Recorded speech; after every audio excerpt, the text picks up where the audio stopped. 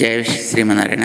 13వ రోజు 10 గోపికల్ని మేల్కొల్పి చేర్చుకుని వారితో కలిసి శ్రీకృష్ణ సన్నిధానానికి వెళ్ళే ఒక విధానంలో గోదాదేవి వేళ 8వ గోపికని మేల్కొల్పడానికి సిద్ధపడుతూ 13వ పాసురాన్ని మనకి అనుగ్రహించింది.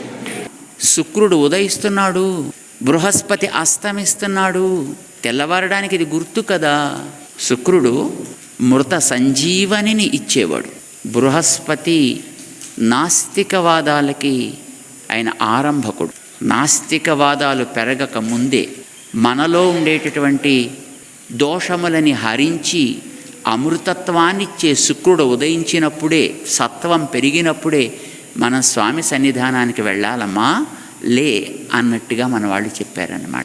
8వ గోపికని మేల్కొల్పిన పాటను ఒకసారి మనం అందరం కూడా అనుసంధానం చేద్దాం.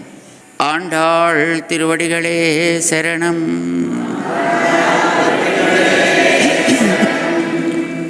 ஆண்டாள் திருவடிகளே சரணம். ஆண்டாள் திருவடிகளே சரணம். புள்ளின் வாய்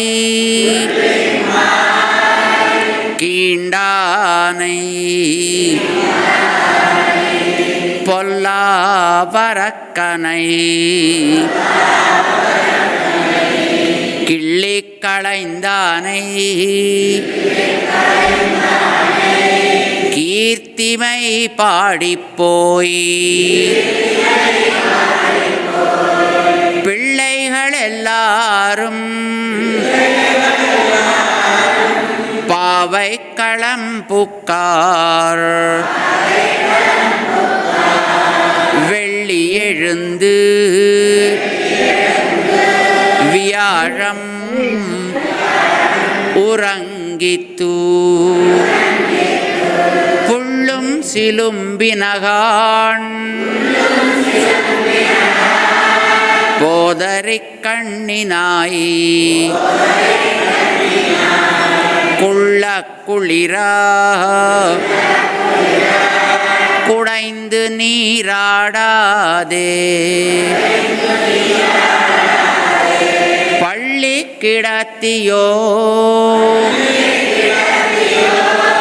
பாவாய் நீ நன்னாளால் கள்ளம் தவிர்ந்து கலந்து ஏலோரெம்பாவாய்.